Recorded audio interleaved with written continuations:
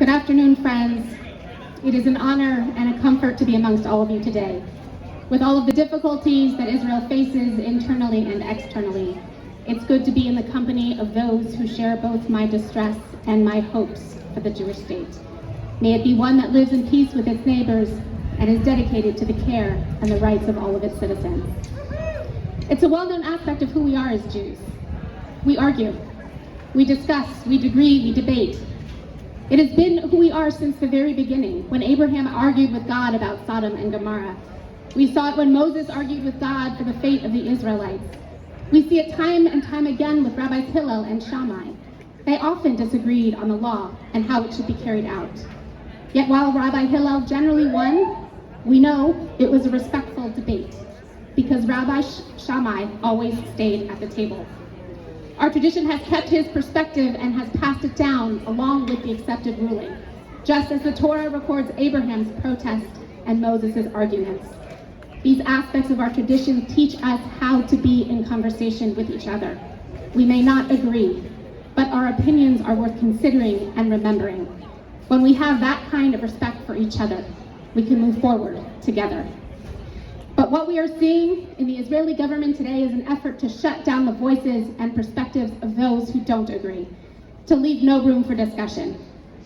Debate has made us who we are in the world, and yet this government is looking to silence huge portions of Israeli society, to make the courts bow to politicians whose interests have proven over and over to be self-serving. How can we forget that our tradition teaches, Kol Yisrael Aravim Zeh B'Zeh, that all of us, the people of Israel, are responsible for one another?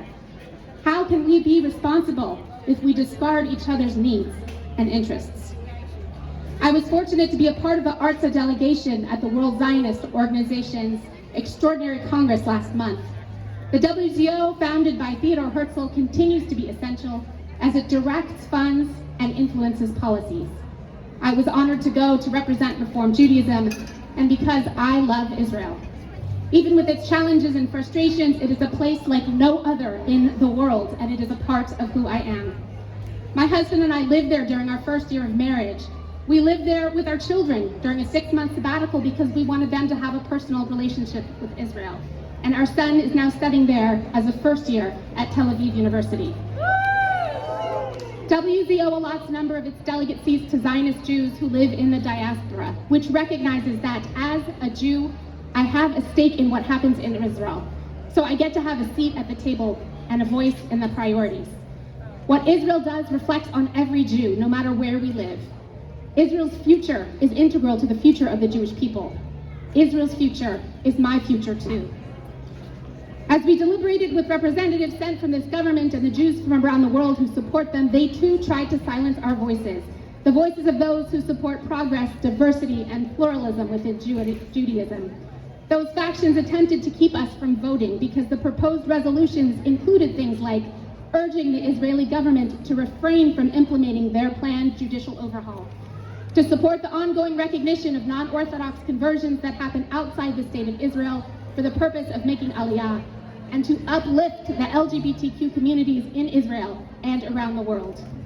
Those who tried to block the voting were afraid, because these resolutions are powerful statements reflecting the importance of civil rights, democracy, and classic Zionist ideology, all things that are supported by much of the diaspora and the majority of Israelis.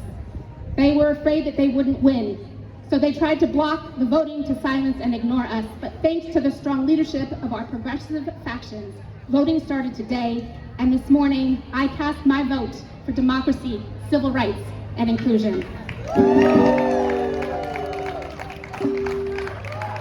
Judaism is clear on all of this. In Micah 6:8 we read, Higid lecha adam ma tov, uma Adonai doresh mimcha, ki im asot mishpat, va'ahavat chesed, v'hatznea lechet im Elohecha. You have been told, O mortal, what is good and what is expected of you, to do justly, to love kindness, and to walk humbly with your God. Do justly. We must dedicate ourselves to justice and fairness for all people. Love kindness. Have compassion and appreciate others' strengths and enable their opportunities, and walk humbly. None of us knows all of the answers. None of us knows what the future holds. No one should be so arrogant as to think that they alone know what is best. We need to hear each other. Everyone gets a seat at the table. And so we stand in solidarity with all those who are fighting for the democratic future of the state of Israel, because the future of the Jewish people as a whole cannot be separated from the future of the state. That future must include all of us, must recognize all of us, and will only succeed with all of us. Toda Rabbi.